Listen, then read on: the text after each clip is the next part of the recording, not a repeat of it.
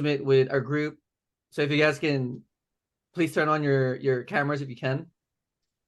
And that way we can really talk to each other, and really communicate. Right, Red? Absolutely. How's everybody doing? What's going on? So many familiar faces in here. I'm like, dang, I see you, Louis. I love it, bro. I see a lot of familiar names. What's up, B Money? Down there in the right below. Lewis, I see you, Brandy. That's good. Yeah. Be money. B Money. I heard what she made $100,000 last year and you got 90. What'd you get made, girl? I made it to 90K That's pretty freaking great. in 4 months. Yeah. I never made $1 in ecom. You're killing me.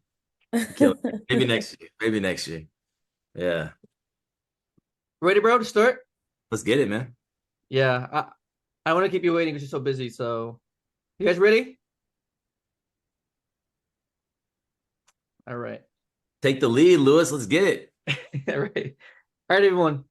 Hey, everyone. Welcome to our first Amazon Zoom of the year. And I'm super excited today because we have my good friend Brad here tonight to help us with funding, mindset, and a lot of stuff. This guy, I consider my mentor. So you guys are in for a treat. You guys consider me as your mentor, and this guy is my mentor, right? So you guys already know that this guy's gonna bring a lot of value. So Rad is my brother, my friend. He's an amazing person. He really cares about people. Okay, this is the biggest thing about Rad is he really cares about people. He personally pours in a lot to me, and that's a big reason why I really pour onto you guys a lot. You guys hear that? This guy pours on a lot to me, so I can pour onto you guys a lot. So I'm really honored that he took the time to be here tonight. He's launching a big campaign right now with his ambassador program. And I'm just really honored that he's here tonight. Rad has 160,000 subscribers on YouTube. His YouTube is mainly on credit and finance. So there's 160,000 people listening to this guy, right? So this guy's a real deal. Yes, Rad has 1,000 mentees in his mentorship. A lot of them are here in our group too, like Brandy, Randall, Rick, Natasha. A lot of you guys are from Rad's group, right? Rad helped me and other people in our group get funding to scale our Amazon business. And if you guys don't know by now, there's no way to scale Amazon with no funding, right? And yeah, with that being said, I'm gonna open up the mic to Rad, ask him a few questions, and then we're gonna do like open mic Q&A. Sounds good? Awesome, bro. Thanks for having me, man. Thanks for having me, Lewis. I love it. Thanks, bro. Didn't have to do all that crazy intro, but it's all good, man. Good. Thank you, bro. Chris, man. Yeah, thanks for being here tonight. I know you're busy with your launch, right? Yep. You're currently helping, I think, like 40 people. Yep. Very personally to launch their dreams, right? It's No. your new project this year, and I know it's the first week, so I know you're slammed with all this craziness. Always time for you, Lewis. Always time for Lewis. Lewis the Beast. Yeah. So I guess we'll just I know you personally, but just for the people in the group, I guess who are you and how did you get started with business? So I guess the biggest thing for me, the reason why I love credit, when I was in corporate America, I was making like $200,000 a year during the pandemic, working in tech sales and just killing it. 3 calls a day. My life was really, really great. But I really wanted to own my own business. And I thought that the best way to do that was to create a digital business and a content creation business. So I prepared my exit in 2020 for about 6 months and worked at getting personal lines of credit, business credit cards at 0%. And I actually got a personal loan too from Navy Federal. And I got all that funding ready to go. And then I launched my business. So instead of starting a business, I actually leveraged my W-2 job. And I didn't actually start my business until I had my funding. And then I actually exited my W-2 job and I moved to Nevada from Arizona. And I started a YouTube channel. And I started in month 1 and it was a complete flop. I made nothing from it. I was like, oh, did I make a mistake here? Definitely buyer's remorse in the first month. Second month, flop. Third month, freaking out. 4th month, I pivoted. Instead of talking about content, I talked about finance. And the rest is history. So why I love credit is it allowed me a runway to get my dream off the ground.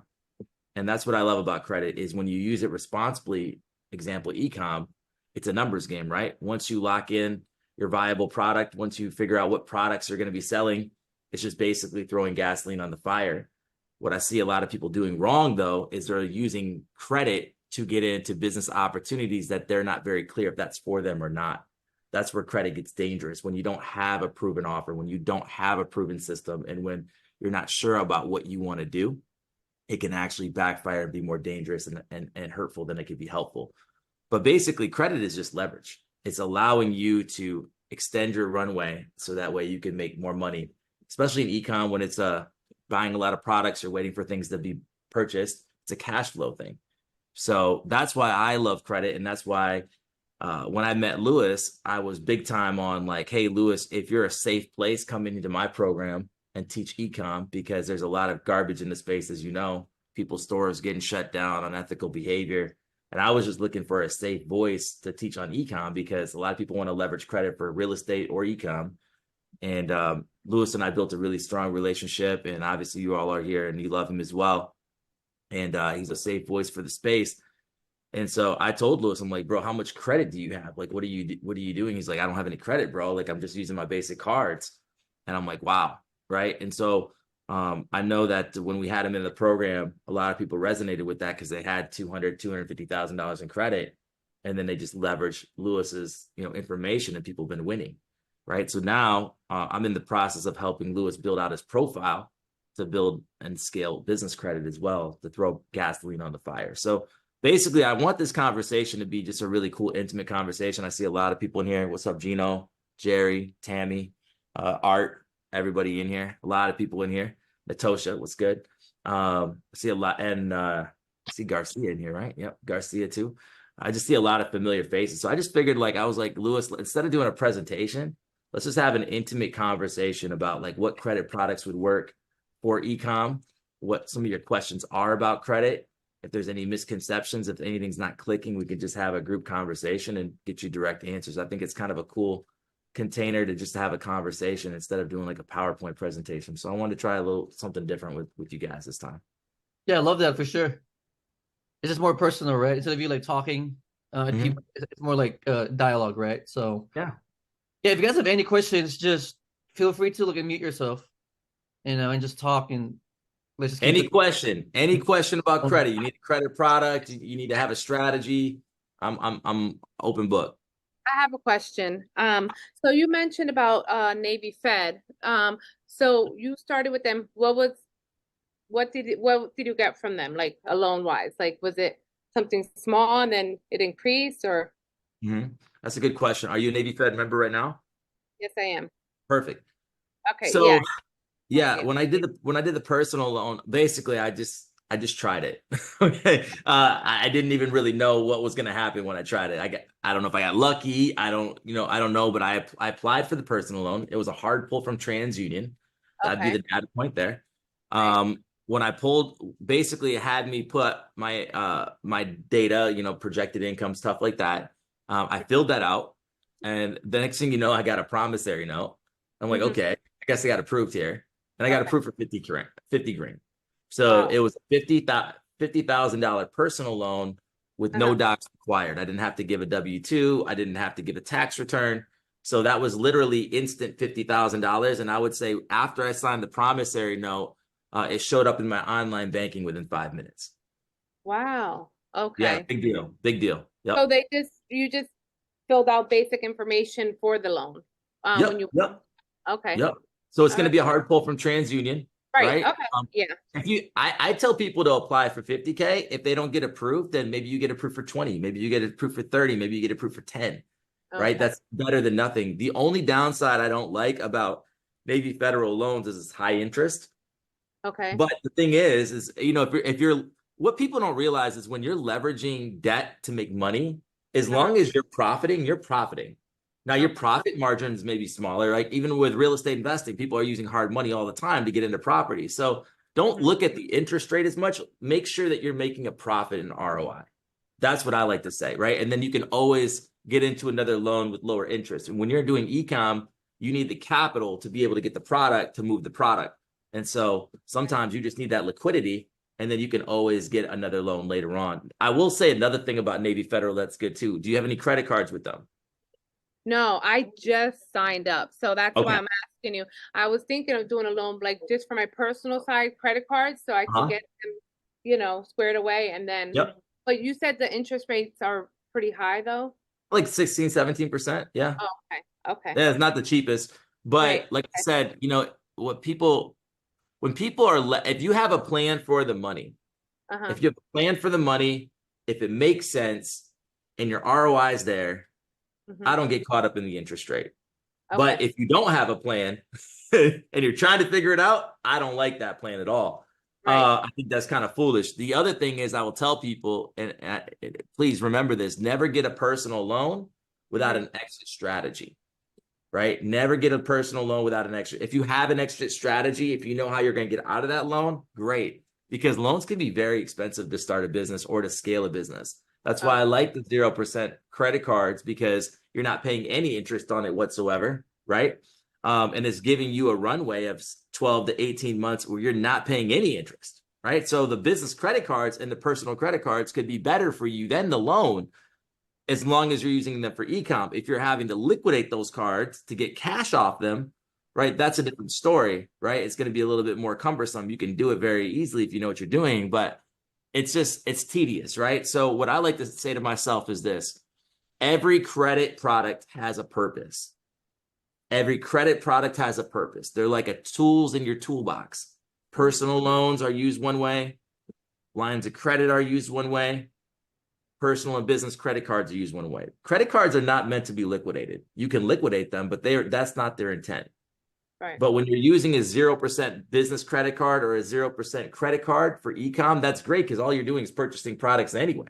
You don't need to liquidate anything, right? So I love 0% credit cards for people in e-com, because you don't need to liquidate it. You can buy all of your product from it, right? You're not going to have any problem with your credit card. And to be honest with you, e-com is an amazing way to boost up your credit limits, to get a lot of rewards and miles and points, because you're always putting spend on these cards, and to build a solid relationship with these lenders.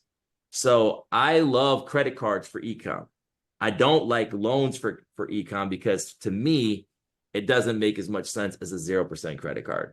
And what's beautiful about 0% credit card is any of you guys can get them without a funding company. You can just go apply for a 0% credit card.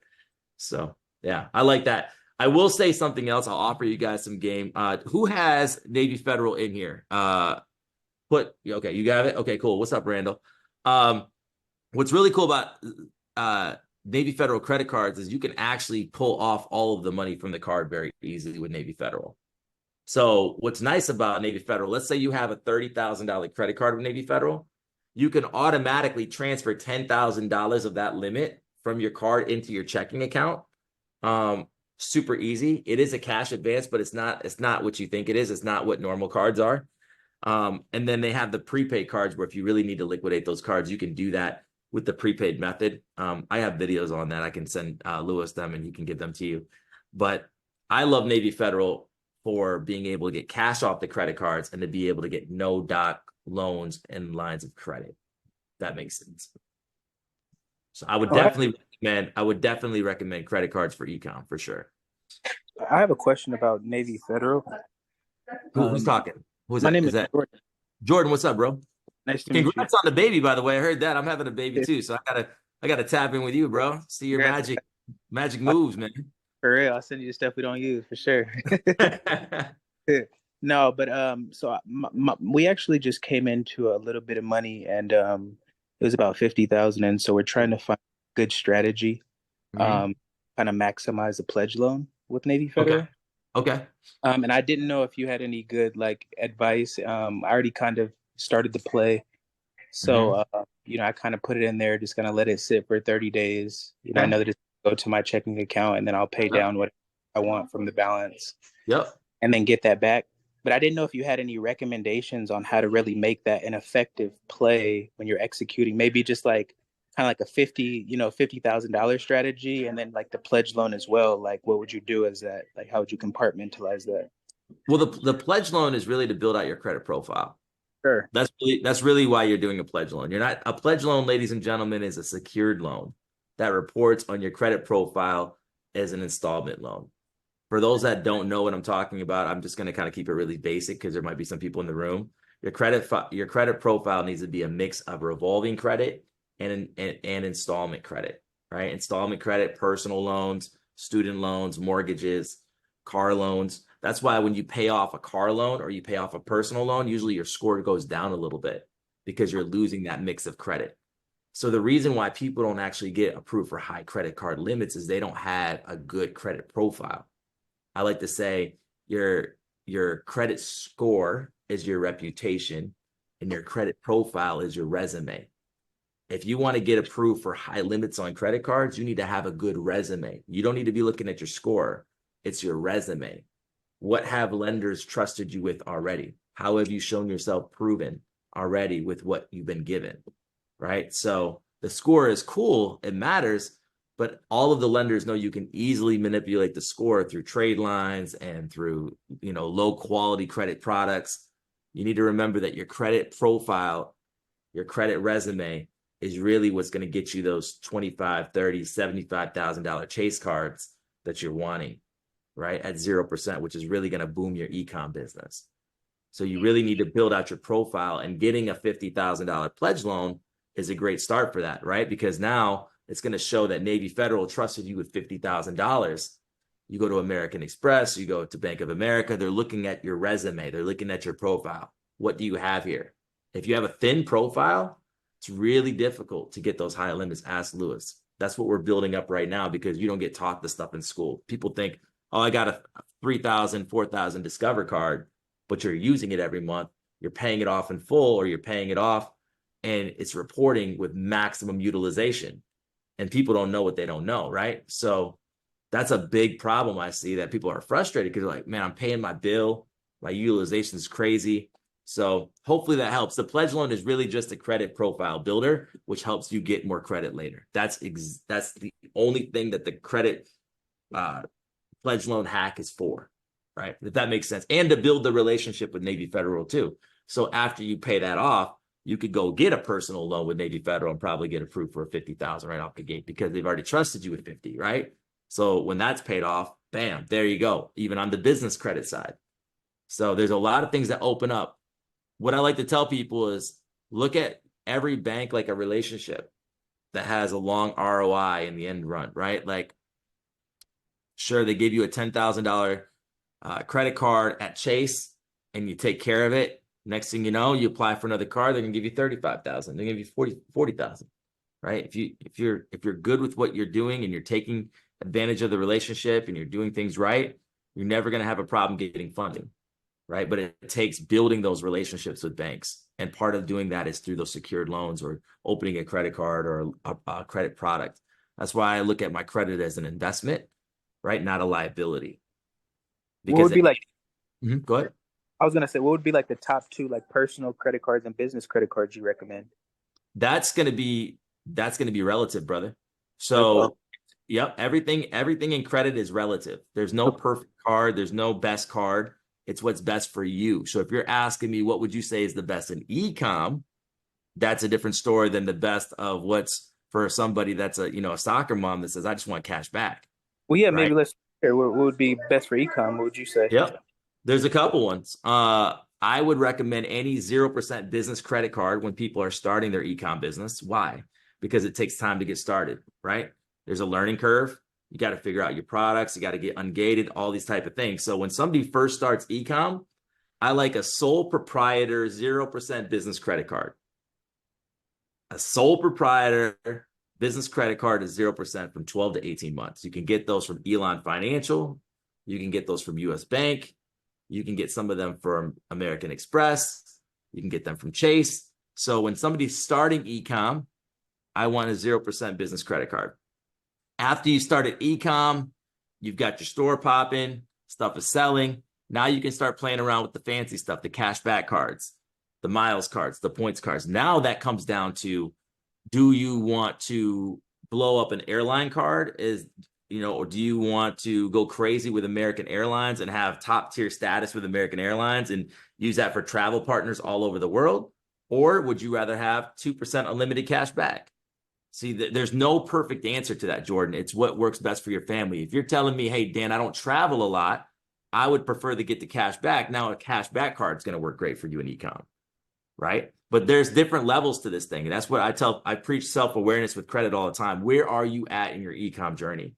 If you need time and if you need leverage, 0% is your way. You're not going to get any points. You're not going to get any miles. You're not going to get any fancy stuff. But what you are going to get is you're going to get time to be able to truly learn ecom so you can do it right, so you don't mess yourself up. And as you grow in ecom, now you can pivot into a card that's actually going to reward you with points, benefits, and miles, whatever that looks like, right? But you could be, if you're travel-based, then now we're looking at the travel cards that all the travel hackers use. If you're, reward points and you want to be doing like points and stuff like that and use them wherever you want, now you can use that as well. But either way, I do like credit cards for ecom because you have purchase protection.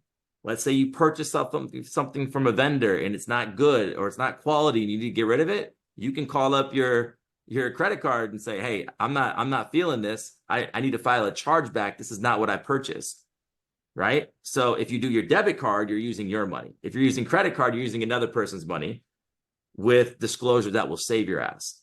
So always, I would recommend people in ecom to always use a credit card, because it's going to protect you from dealing with vendors. It's going to give you a 30-day runway, if not more. And another card I would recommend for ecom that's really underrated would be the Plum card from American Express. The Plum card has no limit to it whatsoever, but it's algorithmic based on your spend. So some people have a $100,000 limit on that. Some people have a $10,000 limit on that. That goes up and down based on your usage of the card. But what's nice about that is, let's say you spend $100,000 in a month on ecom with the Plum card. Number one, it doesn't report to your personal credit. And in 30 days, you only owe 10% of the balance. And then that 60 days, you owe the rest of the 90% of that balance. So it's like a glorified charge card where it gives you, instead of a 30-day grace period, it gives you a 60-day grace period, which can be very, very helpful. And then if you have a line of credit, Jordan, and you haven't, and you still need to pay off that 90,000, you could take that line of credit, take that lump sum of money, move it to the Plum card, pay off that Plum card, and use that Plum card again for products, right? And use that profit to pay off the line of credit. That's why you want to have lines of credit, 0% business credit cards, personal credit cards at 0%. Now you're starting to see where the weapons come involved. It's all about knowing how to move the money around in ecom. I'd be a beast at ecom. I just don't have the time for you. Thank you, man. I appreciate the gems, man. Thank you. Yeah. That was good. Love that. Hey, Red, this is Jerry. What's up, Jay? Hey, Happy New Year, brother. This congratulations, is Big the OG Papa. right Happy here, New man. Year. Yeah, man. Happy 2024, brother. Good to see you. Yes, sir. Yes, sir. I wanted to ask you, actually, Jordan got me to thinking, when you get to the point like Brandy has, and say you have 20 or $30,000 coming in each month, do you suggest at that point using the business revenue to go for more or higher credit limits, or just stick with just doing the regular PG? And how would you suggest going about that, and with who, if that's not too much? So if you're a superstar like Brandy getting all this money, right? First of all, we just need to go to Brandy for the bank. The bank of Brandy. All right, so Brandy's giving out loans and credit cards she doesn't know about right now. Okay. Brandy.com. Okay, it might take you there. Okay, so what I would recommend for somebody in Brandy's situation that's actually getting revenue, right? That's the goal. Credit is cute, revenue is sexy, right? With revenue, you're able to take those bank statements to any bank that does no doc or low doc programs, and they're able to take a 3-month bank statement and then give you a line of credit based off that. So in her situation, depending on who she would go to, she could literally get 50,000, 100,000, depending on what she's averaging. And now she's got a business line of credit because she's been having revenue from 3 bank statements. And sometimes even if she was banking with Wells Fargo right now, it only may take her 60 days of using that account to be able to get up to a $100,000 business line of credit. So as you can see, that's where the banking relationship happens, because if she's banking with Wells Fargo and all of that money's pouring into her Wells Fargo business bank account, they're seeing that she's making money. Why do they need any documentation? They've already seen the deposits coming in. So now Brandy's in a place where she can request a business line of credit have a hard pull from Experian, have a decision within a week or two, and then bam, they may give her, I have a $65,000 line of credit. And I mean, I don't have 100,000, but I have 65 from that. But it doesn't take 10 banks and you're at, over $500,000 in business funding. And then you mix that in with 0% business credit cards and personal credit cards, you're literally becoming your own bank. The goal is to become your own bank so you can fund this e-com empire that you're building anywhere in the world. And that's the biggest thing in e-com is that's why the Jack McCalls are so big. That's why a lot of these business credit, 0% credit cards are so big, because they're teaching a skill set that most people in e-com don't know how to do. But it's really easy once you learn it. E-com's the tough part, in my opinion, because there's just a lot of moving parts. Credit, once you got it down, you got it down. So yeah, to answer your question, Jerry, people that are making revenue need to be leveraging those bank statements to get more funding. Great question. Cool. Thanks, Sam. Big Poppy. Go ahead, Sam. American Express, real quick. American Express. If anybody has a business relationship with American Express, they're giving out up to $250,000 in a business line of credit. That business line of credit does not report to personal credit, and it's a really, really friendly interest rate. It's probably the best business line of credit I've seen in a long time. So I have one of those, and that works really, really amazing. So it's really easy for people to get with American Express. If you have a business relationship right now, they're going to tie in your business bank account via Plaid, and then they're going to be able to see what you're bringing in and then give you a decision based on that. And that's not going to be like a charge card either, right? So that's going to be paid over in installments of so much. So it's like a mix of a personal loan and a BLOC, right? It's really nice because the terms are super friendly. Once you pay back some of it, you can reinvest that capital into whatever you want. It's not like a charge card where you got to pay it off in full. So it's just another debt weapon. Think of credit like a debt weapon. What weapon do I need for this war that I'm in right now with e-com? Love Brad, it. what's going on, man? Who's this? Sam. Sam, what's up, man? Columbus, Ohio? Yeah, I'm back in I New Orleans see. now, but yeah, Oh, I know you was trying to Alabama. refer me over. So, Yeah, I'm an Alabama fan, but I'm back in New Orleans now. But I I know remember trying to you, refer brother. me I over remember stuff you. like You that. guys got beat by the Wolverines, man. Hey, man, Wow. y'all did too, man. Don't do that. Don't do that. I You know I feel had it. to, I bro. feel How it. you been? You've I been know, posting YouTube, man. right? You've been posting YouTube. Yeah, I think man, I have. Yeah, yeah. See, posting YouTube on I keep an content eye. plays and stuff. I keep an eye, Yeah, brother. man. I'm finna Happy start New right Year. back in 2024. Happy New Year Good. to you, man. Congratulations on everything. I mean, I know a Thanks, lot has brother. changed since everything, man. It's Oh, crazy because you actually just talked about what I wanted to ask you about, and it was B-locks. That's yep. my main focus right now is getting more B-locks. I've already did like all the credit plays, of course, like the P-locks, Navy Federal, the plum card. I'm actually doing the plum method that you're saying. That's how I'm Okay. doing mine. I'm using the Good. plum card first and Smart. then using my P-locks. But Yep. I want to use the B-locks because that would just keep everything on the business side. And so I'm kind of more interested in what you're saying more about yeah. The that good news method for of you it. is all January we're gonna be talking about that type of stuff. Okay. So we're going heavy in the B-lock game in January. But for people in the room that don't know what a B-lock is, that's a business line of credit. It's the same thing as a personal line of credit. It's literally once you get approved, it's a lump sum that you can move into any account in the world. Really, really nice. Business lines of credit and personal lines of credit have different types of interest. It's simple interest, not compound interest. So it operates differently. And when you pair the B-lock, P-lock play with a credit card, it does wonders. So what he's saying is, I want to get more business lines of credit because they don't report to my personal credit. So if he takes out $100,000 B-lock, he can literally he can max that business line of credit out 100,000 and it never touches its personal credit score. Why is that important? If he's buying a house, they're not going to know about it. Why is that also important? Maybe he gets in a situation where he can't move these products quick enough. So he may need to open up a personal credit card with a 0% balance transfer, move that debt from here to the personal card for temporary purposes and pay minimal interest, right? So he's not paying. The whole thing about credit is leverage and moving money around, right? That's all that this entire banking system is built. This whole thing is built off of debt in a nutshell. The more debt, the richer you get. Ask any real estate investor. That's why they never pay off their properties. Okay. So once you get an idea of this credit game, you're killing it. So business lines of credit is the holy grail of credit.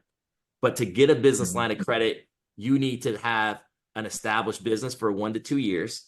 There's some people that do less than 1 year, but just keep it simple, 1 to 2 years in business. Number 2, you should be getting a business line of credit from somebody that you're doing a current banking relationship with. But that's also why it's important to know who are doing no doc, low doc programs. The problem with these data points that you just won't find out is a lot of people hide this information, because the more people that find out about it, the underwriting changes. There's been many banks that have changed since I've made videos, and everybody went to this bank. Like, where is all this traffic coming from? We need to change our guidelines here, right? So we kind of destroy that type of stuff publicly. That's why these mentorships are kind of important to kind of keep this on the low. But even as my mentorship, I have a lot of quote unquote competitors in there that do their own thing. And so they take that and they can broadcast that on YouTube. So a lot of this information is kind of like under the radar, and it's not to like hide it from people, but it's to protect the play for people's coaching mentees and things like that. So if you guys can get into business lines of credit, that's really the game. You're going to be able to have so much liquidity and so much visibility and freedom with how you move money around in e-com. Believe me, Lewis cannot wait to get his first business line of credit, right? We're working on that, right? We just got him we just got him into Navy Federal, right? We got to get his limits up. We got to get his limits up, right? One of the other plays I'll tell you too is you guys should think about the player 2 strategy. And that's what something didn't register with me. If you have a spouse, if you have a significant partner in your home, leverage the credit 2 strategy, meaning build their credit profile, build their banking relationships, sleep in the same bed, but never share the same bank account. Share the same bed, never share the same bank account. Because if you go to Navy Federal and you get $80,000, your wife can also, or your spouse or your partner can also get $80,000. So now you have $160,000 in liquidity, right? So always think about, okay, I have a partner, we share bills together. Why not build out their profile so we can do more quicker? That's all credit is, allowing you to move quicker. Velocity is speed. And in e-com, you need as much velocity as you can so you can move more products, so you can generate more revenue, and you can create your ultimate goal of making the kind of money that you want. And you do that with credit, but you do that with smart credit, knowing how to use it, knowing how to leverage it, and knowing how to move it around. And bro, can you talk more about your mentorship, please, bro? Can you talk more about it for my group? Oh man, I'm not pitching the mentorship in here, man. I'm just here to talk to people. But if you guys want it, it's $19.97 for a lifetime access. You know, if anybody really wants it in here, I'll go ahead and honor the $14.97 price that I originally offered it for, but the program is now $19.97. Good for all of you guys that got in at $14.97, by the way, because it's now not a pitch, bro. No, it's not a pitch, bro. Like, people need it. I mean, people. Hey, if you guys want it. If you guys want it, Lewis, okay, if you guys want it, just tell Lewis that you want it, and I will send you an invoice for $14.97, but it's $19.97 in 2024. So then I go to your site, because you have a site, right? And that needs application, or there's an application process. Yeah, we go through that, but I'll go ahead and automatically approve people that come in from you. That's why I want to know who's coming in from you, because we're changing everything up in 2024. Yeah, I just want to say, guys, that I don't usually sell here in the group, but this thing is needed. A lot of people are in the program from this group, so you guys can. My whole goal, guys, my goal here was not to pitch anything. It's just to talk to you guys about credit and how to leverage it. I came in here about 1.5 years ago when Lewis was, really starting to learn about credit, and we started working together. And now I'm seeing a lot of familiar faces within the mentorship here. The goal here is just for you to have access in this call to ask your personal questions, because my group's almost 1,000 people. And then I have a high ticket program as well that I'm dealing with 40 people, Brandy being one of those people, and Lewis. So I have a lot on my plate, but I wanted to come in here and just have an intimate conversation with you all and just answer all the questions and just freely serve. I'm just here to serve, right? If you guys do want the program, just tell Lewis you want the program, and I'll make sure that you guys get the cheapest rate possible, the $14.97. Thanks, bro. Yep. Go ahead, Randall.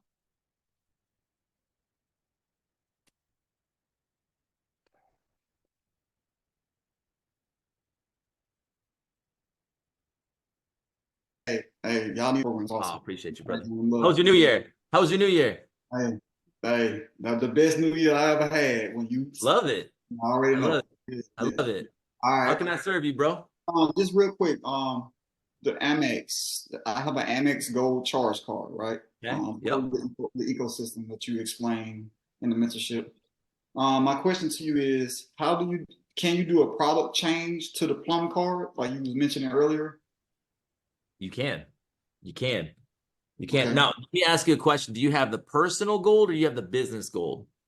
I have a personal gold charge card. Okay. That'd be a different product. So you can't product change into a business from a personal. So you'd have to actually apply for the business card. So I have to apply for the business checking first. Nope. You don't have to at all. Nope. You can just apply. So if you have an American Express gold card, gold charge card, you can literally just apply for the business card right there on Amex. Okay, I got you.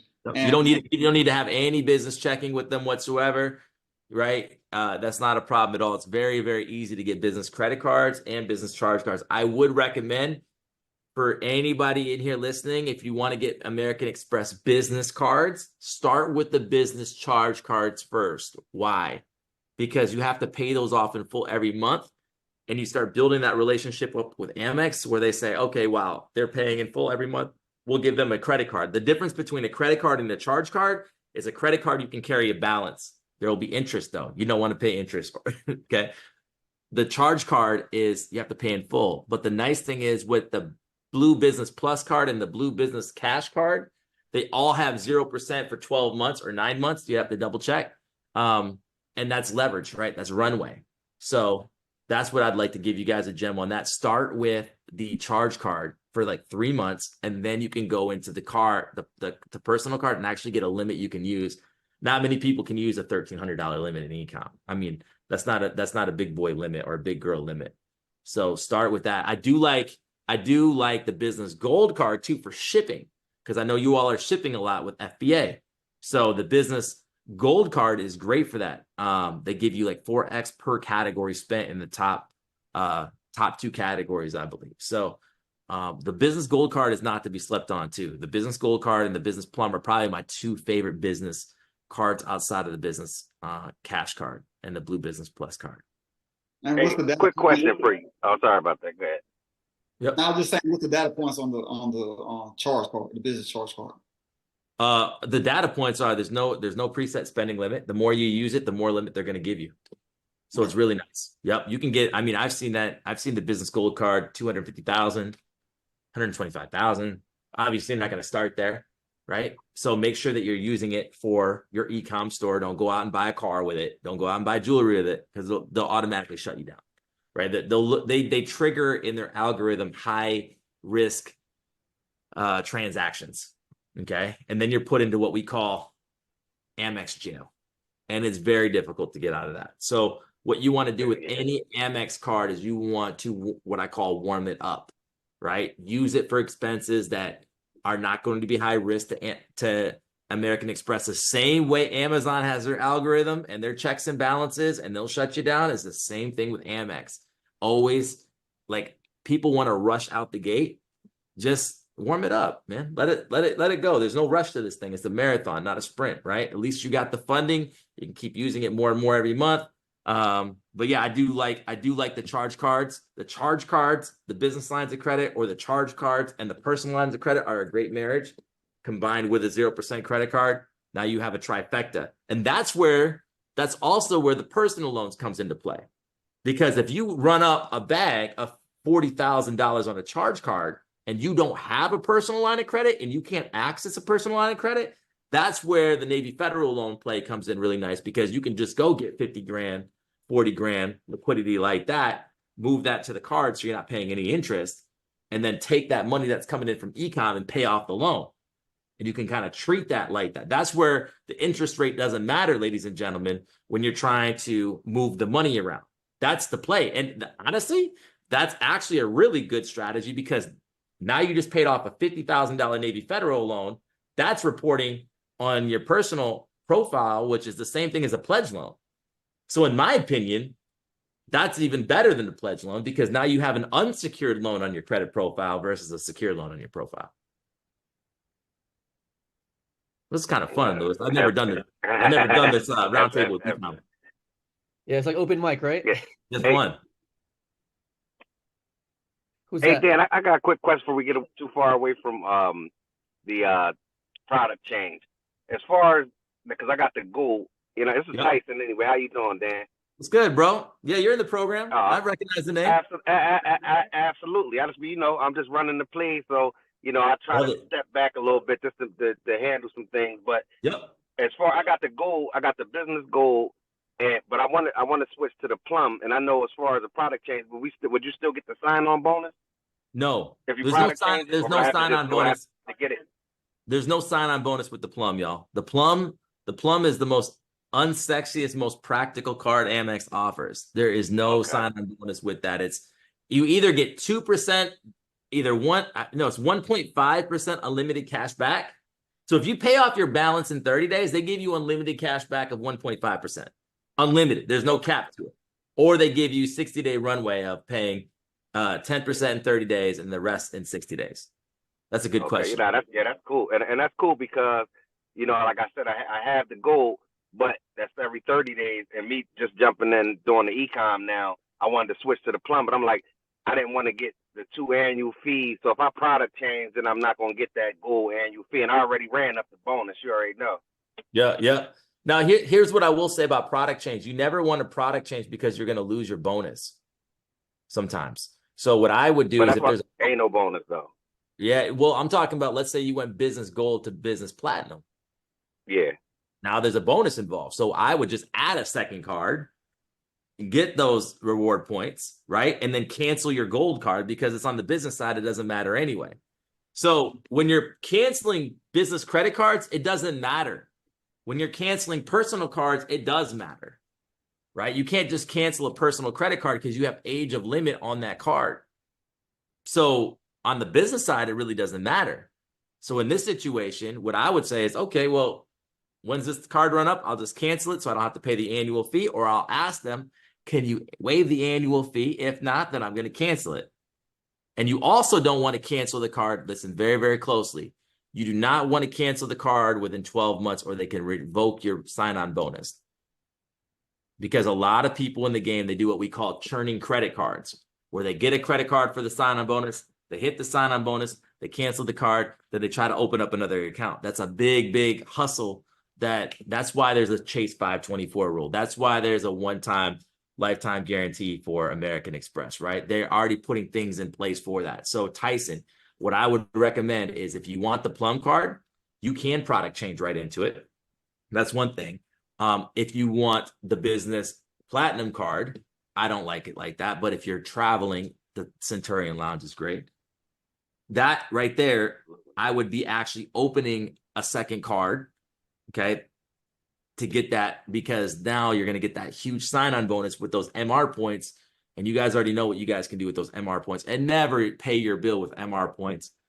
Use MR points for travel partners into other airlines, because now you're traveling for like dirt cheap anywhere in the world. And we go over all that travel hacking stuff. If for everybody in my program, there is a lot of travel hacking stuff getting added here in the next quarter, but there's already a ton already in there.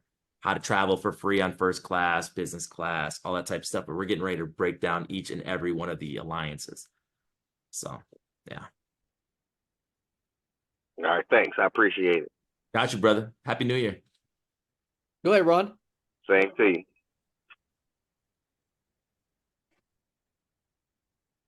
Is that me, Louis? Yeah. Oh, yeah. Mm-hmm. Thanks. How's it going, everybody? Good evening. Hey, Rod, how's it going? Hey, how's it going? Good. How are you? Good. Just have a couple of questions.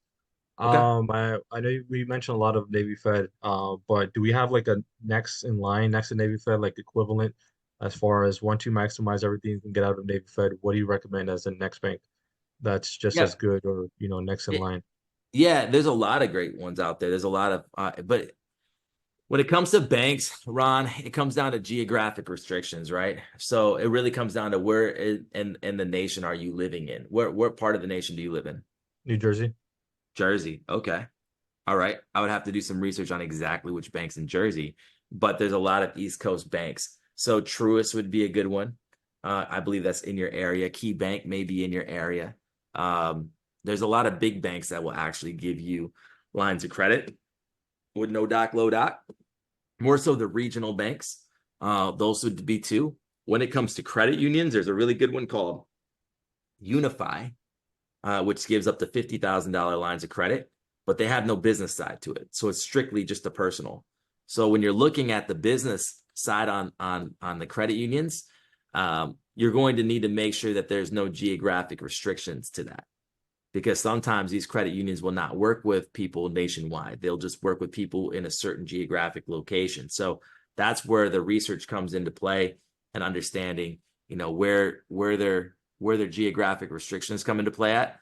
But being in Jersey, there is a lot of East Coast banks that you can work with, a lot of big money on the table out there. But specifically in Jersey, you'd want to look at, I would actually search what are the biggest credit unions in New Jersey, right? And then I would see, do they have a business side? And if they have a business side, I would look at what their business products are.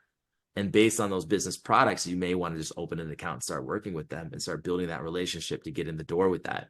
Credit unions will give you the money quicker than a bank will because they're owned by its members. So it's easy to justify a credit limit increase. It's easier to justify a situation that may be difficult to explain on paper to a bank. So what I would do is start researching what are the top credit unions in New Jersey and what are the top banks in New Jersey. And then I would ask questions within the RM group because you're in Radical Marketer as well. So I would ask questions in the group. Hey guys, any data points on these banks right here, right? Or these credit unions right here. And you'd be surprised who's in there because there's 930 people in there now. There's a lot. And there's people from Jersey, believe me. I know people in Jersey. So I would go that method. But if you're just asking me off the top of my head of nationwide credit unions, we got PenFed. They have one. They have a good personal loan, I believe up to $50,000 with a soft pull. The other thing you guys got to realize too is this is going to be a little bit of a weird year to predict. 2024, without even getting political, it's a political year. So, I mean, they may keep printing money and they may keep lending money, right? But we don't also know if it's going to crash at the same time, right? Everything's being propped up right now. So where things were really hard with lending in 2023, they could get worse in 2024, or they could loosen up a little bit. I can't really put my finger on it, but the problem is that when times get tough, when economic times get tough, banks want to protect their assets, and they're not just going to be as liberal with their lending. So cheap money is harder to get in harder times. So that's why I tell people all the time, get the funding when you don't need it and leverage it when you do need it. Nobody wants to give you funding when you need it. Get gas before you get on that long desert road. Stay ready so you don't have to get ready. Be prepared at all times. It's the people that are prepared at all times that don't have a problem with whatever the economic situation is because they can weather the storm. Love that. I have thanks for that. I appreciate it. I have another question. I know we talk a lot about PLOCs, BLOCs, personal and business credit cards, right? And how we can move money around, etc. My question is, have you seen anybody run into the issue of commingling of funds? Because right, when we do it for bank purposes and cash flow purposes, it's easy to just show off, bank statements of money going in and out. But what if that triggers any, top tier, government agencies, whatever, commingling of funds when they, as far as taxes, etc. Have you seen anybody run into that issue so far in your experience? Well, in my experience, I'm using business credit cards for my business, so it's not commingling of funds. Right. Okay. Right. And I'm using personal credit cards for my personal side. So I'm not doing that. Now, if you're doing that, you need to get it together because anything can trigger. You don't want to trigger the Bank Secrecy Act. That's why I'm not big on manufacturer spending, guys. A lot of people are. I'm not. Manufacturer spending is a very gray line to money laundering. I mean, I hate to say it, but it really is. I mean, a lot of these people in the space, they'll talk about manufacturer spending. I'm not big on that, man. Like, people do it. It's a gray area. I'm not willing to teach it because it's a gray area. And I'm not going to have the Fed show up on my door talking about, hey, you guys are teaching money laundering. I refuse to be that person, right? I'd rather walk above the fray. So when it comes to commingling of funds, if you're using your business credit card for your business, there's no commingling of funds going on, right? Yeah. So that's what a business line of credit for is to be used for your business. Business credit card is to be used for your business. And that's why the personal's meant to use that too. Now, here's the thing though. You are operating your business, right? You are the operator. Your business is an entity. You are an entity. You are helping your entity make money, right? So you can use your personal credit cards to help your business. You can use your business credit cards because that's your business credit cards. Now, when it comes to taking money from your business, that's where you need a CPA to see, hey, what can I do? What can I not do? Every business owner needs to get a CPA. Why would you get into a business without having a CPA? It's not about how much money you make, it's about how much money you keep. Do you really want to trigger stuff with the IRS? Do you really want the fines? No. That's why I teach people do things the right way. A lot of business owners are not taught to do things the right way, the compliant way, right? As much as I'm hacking and playing the system, I'm also super compliant. I don't play around with the I to the R to the S. I just don't. Right. So that's what I would say about that, brother. I would definitely get a CPA to see, hey, how am I going to take profit from my business? Because I can tell you how I do it, but everybody's different. And I don't want people to say, oh, well, Rad does it, so I'm going to do it. Right. You could have children, right? You could be married. I don't have any children and I'm not married, even though I'm getting married and I'm going to have a kid. But as of right now, I take a withdrawal from my business. If I ever am going to take a loan for my business, I draw out a contract, I get it notarized. Things like that, right? So these are the things that you need to learn as a business owner to really put yourself in a position to win. And that's why it's not all about how much money you're making, but it's about how you're actually running your business. Are you running it like a compliant business owner, or are you just winging it? Because if you're just winging it and you're being sloppy with it and just focusing on making money, you're set up for a big nightmare with taxes. I'd just rather tell the truth. That's good advice for sure. I'd rather tell the truth, man. You know, like I know it doesn't feel good, but I hate the IRS. Okay, I fucking hate the IRS. Okay, I just hate it. But I'm also not willing to, you know, drop the bar of soap and have everything taken from me either. You know, so I'm gonna play my part as long as I'm an American citizen. I might not always be an American citizen, but while I'm an American citizen, I'm gonna play by the keyword, right? Yep, keyword. Appreciate it. I have a couple more questions, but I'm gonna hold them off and I'm gonna go back in line so other people can ask their questions. Appreciate You're the it. man, Ron. Appreciate you, brother. Thank you. I love that. That's so true. Go ahead, Art. Hey, what's going on, Lewis? Bro, it was nice seeing you, man. Likewise, man. It truly was a pleasure. I love our bromance. Right? Coffee date. What's going on, Rad? Rart, I'm so disappointed you didn't meet me before Lewis, bro. You signed up for my program before you signed up for Lewis. You didn't come to Bali to hang out with me so we couldn't have a bromance. What's going on? Happy New Year, my guy. Love you, bro. I think it's a Filipino thing. I apologize. It is a Filipino thing, dude. What's up, man? Man, yeah, I don't know, man. I'm Caucasian. I'm part Asian, man. I just got the car for the Asian part. Get what I'm saying? Yeah, I hear you, man. I hear you. Hey, congratulations, man, on the baby. Appreciate you, man. Let's hope it's a girl. Let's hope it's a girl. I just want a girl. I want a healthy baby, but I do just want girls. I want to be a girl dad, but we'll see. Dude, if you have a girl, man, you're gonna fall in love again. Oh, dude, I'm done. I'm retiring, Art. I'm retiring, bro. This will be my last year. Let's see. I hear you, man. Dude, really, really cool talking to you. But let me get to the questions. Yep. The first question is kind of piggybacking off of Ron, because one of my fears is, so say the Amazon business is making money, then I take a loan against the Amazon business. Mm-hmm. And let's just say I turn around and I go buy some real estate with that loan. Mm-hmm. It's hard for me to structure in my head. You know, I'm taking out that loan, but I'm kind of pulling it out for personal reasons, and then I'm going to go move it to another asset. I'm wondering if you've heard or if you know of any, I guess maybe complications of taking from one business to go invest into another business. Because like with Amazon, we get IP complaints, we get just different complaints where a lawyer could kind of look into our storefront and then they could figure out, say, what assets we own or the business own, and then what we own. And so, like, my fear is if I get an IP complaint or a counterfeit complaint of selling the wrong product, and they know that the cash flow is high, the assets are high, they're going to come after me on the personal side or start digging into other entities. Do you know anything of that? Do you have your assets in a trust? Yeah. Have some of them in a trust, and some of them underneath my personal name. So, Okay. yeah. Having it all in a trust is going to be number one. They're not going to be able to penetrate the trust, right? Number two, when let's just say your business from your Amazon store is going to be used to buy real estate, whoever said your business couldn't run Amazon and real estate? Is that a thing? Because I don't know, I mean, for it's a some reason. business. Businesses have real estate in their portfolio. Okay. Because please help me kind of dispel this myth.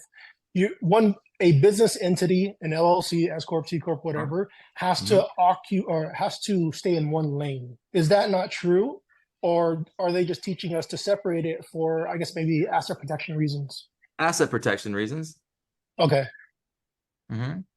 But So, see, but I wouldn't have an LLC. You should have all of your LLCs in a family trust.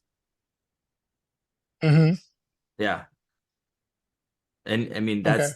the trust law is different than everything else. So, I mean, I would definitely seek out an attorney for asset protection, but everything should be in a trust. Or I'm not going to get into it in this call, but everything should be in a trust. Okay. Yeah. Cool. Good I'll to know. cover asset protection in the mentorship. There's also foreign asset protection. Okay. Yeah. No, we'll talk about that later on this year. We'll bring an attorney in. Yeah. Oh, let's go. Let's fire. Different level, Okay, I got right? one more. Building a business. So Yeah. I don't even know about these things, man. Like trust and all these things. Well, the biggest thing, like I said, is about how much money you keep, right? So when you have an American company, an LLC, limited liability company, but you can have a company overseas. I have a company right now in Indonesia. I have a merchant account in Indonesia. I can have a bank account in another country. I have to report that. By law, I have to report that. But there's nothing illegal with having a global structure. Millionaires and billionaires have it all over the place. Why do you think so many people are registered in the Cayman Islands or Swiss bank accounts and stuff? This is what the wealthy run things differently. They don't really work within the U.S. banking system. They really don't. They have multiple passports. They have foreign bank accounts. They have trust and foundations. Trust is replacing the LLC, and foundation is replacing the nonprofit. Why do you think everybody has a foundation? It's just another entity to pay themselves and move money around legally. Would you say you learned this from Nomad Capitalists? Yep. And would you recommend kind of digging into 100%. content? Okay. I would 100% recommend Nomad Capitalists. I think they're the best in the game. Okay, cool. I'll check them out. Don't know anything about them. I think you put me onto them, so when I carve out some time. Yeah, global citizenship, foreign investing. I mean, that's it, unless you're really making like high six figures, low seven figures, don't worry about that stuff. Worry about making money on e-com. And once you're making money, once you're generating revenue and you're tired of paying taxes, now we look in that game. Don't get ahead of the horse. Just like ABC 1, 2, 3. Focus on making money on e-com and crushing it in e-com. And once you're paying taxes, that's good because now you have bank statements and tax returns to get more funding.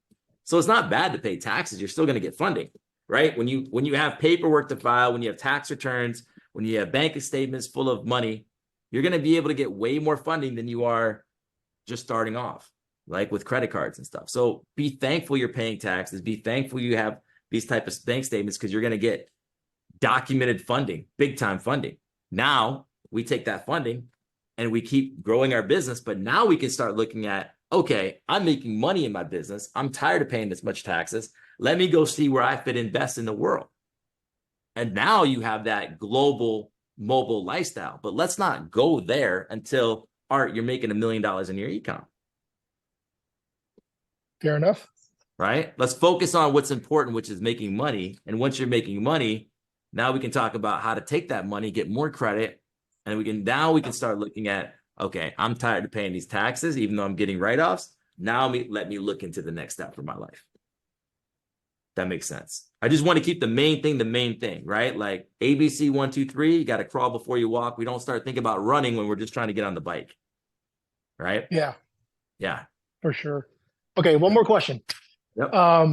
Could you give us some more game on top of the game you and Renee already gave us for the Hyatt? I know you just hit 100 days at Hyatt last year in 2023. So is there anything? 125 days, bro. You're missing it.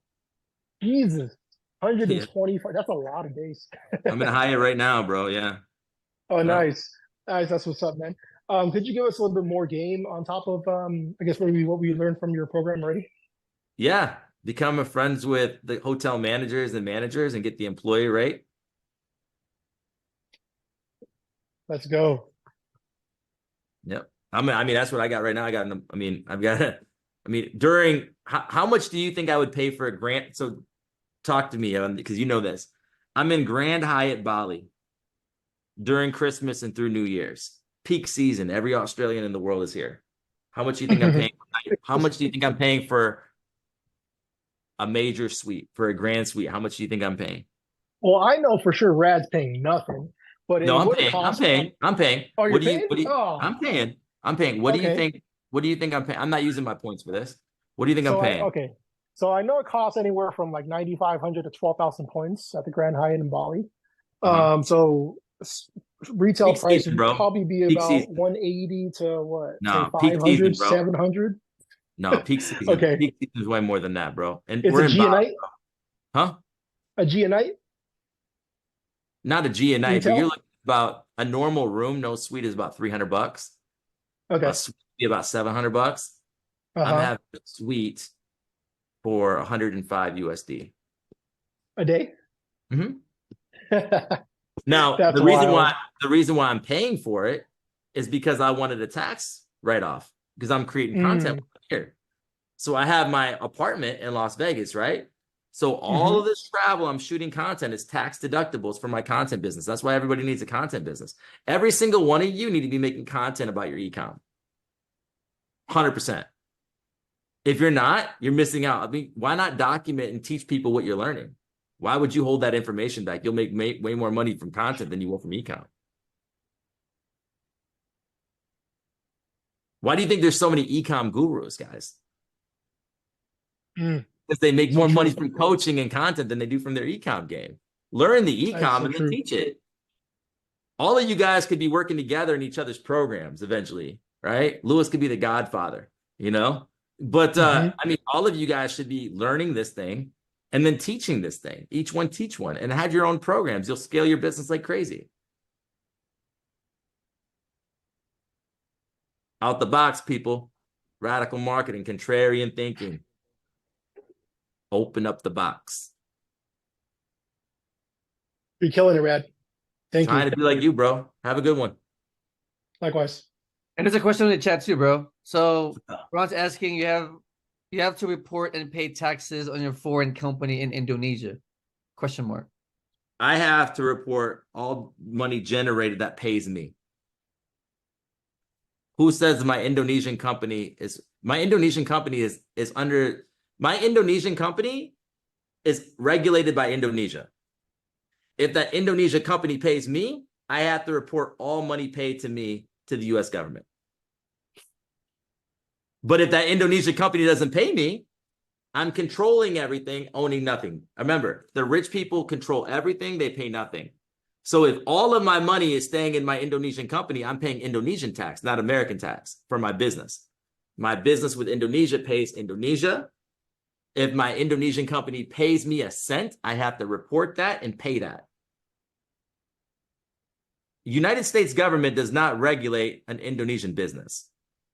They regulate the US person that has money coming in from a foreign company. You have to report all income reported domestic and foreign. But if that company is not paying me anything, there is nothing to report because I'm not getting paid. Does that make sense? I'm volunteering for the business.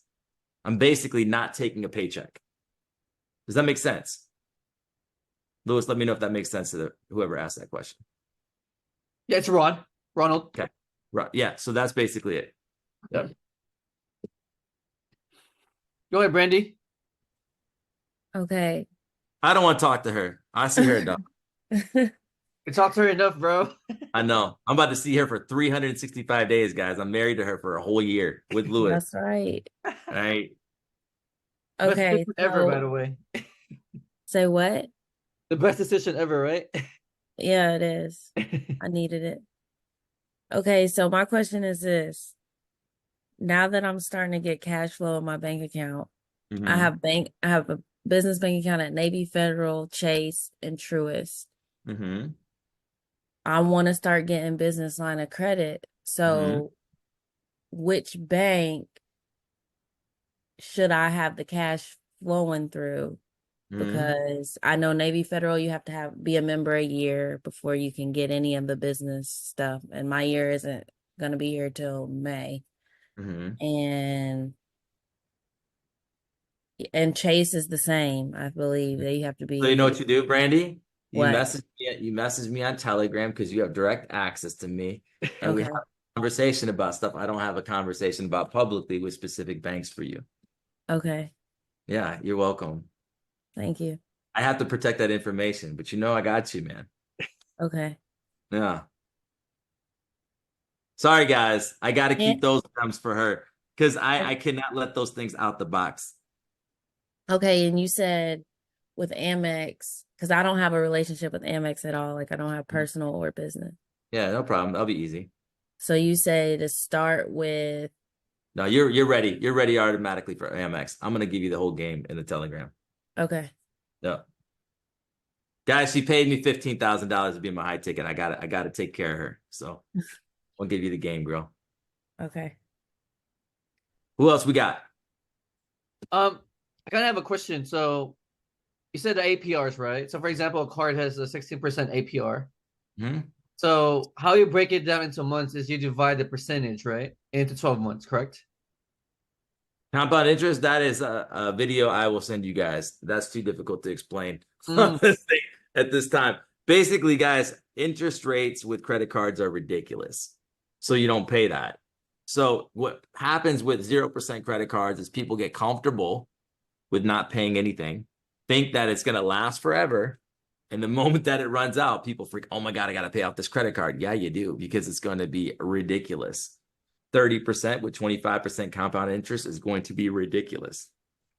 Where a line of credit is going to be simple interest, where it's broken down differently. There's better videos that would explain that than me. Like, I don't like to get into the weeds with that stuff. All you need to know is that a credit card is something you don't want to get in debt with, right? That's why it's important to know when are my dates running up so I can move the money around so I don't have to pay the interest, if that makes sense. 0%, 0%. I would recommend everybody start with 0% credit cards for e-com, but specifically with business credit. If you can get a business credit, sole proprietor credit card, that'd be the best bet. 0% interest credit cards really saved me. Like when I first had my daughter, I lived off of 0% interest credit cards for like 2 years until I could start getting things to make money again. So, but I did it on my personal. Yeah, So I know. that Imagine if it was on the business. Whew. Yeah, exactly. Right. And you guys all qualify to be a business. You guys can be the sole proprietor game is people overlook that, right? 0% business credit cards is a sole prop. Just go apply for them at Chase, FNBO, whatever the case is. Like every bank will give you a 0% business credit card with just running your Social Security. And they'll give you higher limits usually because businesses make more than personal is justified. Why would anybody give you a $70,000 personal credit card when you don't have any type of assets to protect that? Why? But they will with a business because it's actually technically the business's, right? And you're co-signing on behalf of your business. Does that apply to me too, bro? Yeah. Like once you have, but you guys need good personal credit before you can get business credit. Personal credit is the foundation of everything. That's why Brandy's saying it saved me, but I wish I had 0% business credit cards because she whenever she would use them and max them out, her score would drop. Or was she, anytime she would use stuff, her score would drop. Or if it was with business credit, her score wouldn't drop. So guess what? If she gets in a bind, she can open up another business credit card, right? Or she can use her personal credit. So again, credit is all about leverage it. And if you don't know how to leverage it, it's going to backfire. If you know how to leverage it, you're going to be great. You got to master the leverage game when it comes to e-com. It will save you and catapult you. Would you say that's right, Brandy?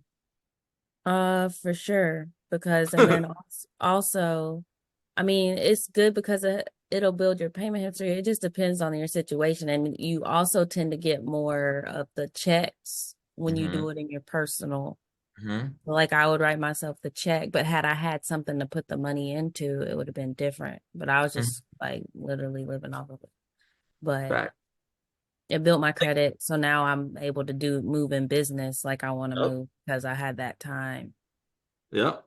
You can get a 0% card with Chase or a card with Chase, and they'll Bank let of you. America, all of Bank them. of America, all of them. They'll let you move the money right into your checking account, right there if you really need to. But with e-com, you really shouldn't. Like, you don't need to. You just buy the credit. You can buy everything with e-com pretty much with a credit card, right? Unless there's like you're going invoice and transferring money across to China or something, right?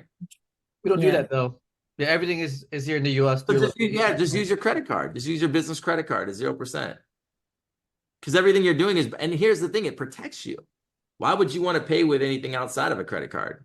If they scam you, you could say, I got scammed. If they give you some crappy product, hey, this is not going to work for me, take it back. If they don't take it back, you file a chargeback. Like, why? And anybody in e-com that does not use a credit card, I am like shocked. They really don't understand how money works if they're not using a credit card, because it protects you and it helps you scale your business. So for people in my group who are not really savvy with, credit cards, like where do they start? Radical Marketer YouTube channel. The videos will be back up this month. That's where they start. Yeah. Or if they want to get in the program, then that's a pitch to get in the program because we have a ton of information in there. Everything you need's in there. Yeah. I think my group, bro, like half know the are very savvy, and the other half are very new. Yeah, no, I'm gonna bring you in here because the other half that are new, I'm telling you guys need to get on this. Like, if you guys really want to scale Amazon, you know what I mean? Like, there's no way to scale Amazon. It's just hard because I'm doing it myself right now. It's so hard to scale Amazon and using credit cards and cash and partnerships. I mean the best way to scale this is to learn how to get business credit cards. Like I scaled my Amazon business with one business credit card at 0% interest. Oh, that's a game. That's how easy it is, guys. If you're not doing that, you're really missing out. It's just a slower, more painful process. Yeah, I don't got time for that. Yeah. Life is too short to be having slow, painful processes. Doesn't that sound like I'm allergic to that? Work smarter, not harder. Harder. Golly, tell them. I had something else I wanted to kind of talk about, but I know Ron had a question, so I didn't want to go before he came back around. J Money's back in the house. Let's go. Is Ron still out there? I didn't want to take up his spot. I'm still up here, but I see other people as well have their hands up and haven't spoken, so I guess I'll let them in as well. Then I'll come back good. around. You guys are good. Just keep going. As long as Rad can stay here, we're good. Yeah, we're good. It's up to Rad, really. Is it helping you guys? This is cool. Like I told Lewis, let's just have a conversation about e-com and credit instead of doing a PowerPoint, because I've already done a PowerPoint. He's got the PowerPoint. Like I'm sure people just got questions. Let's get to the money. Let's get to the questions. Let's help you get clarity.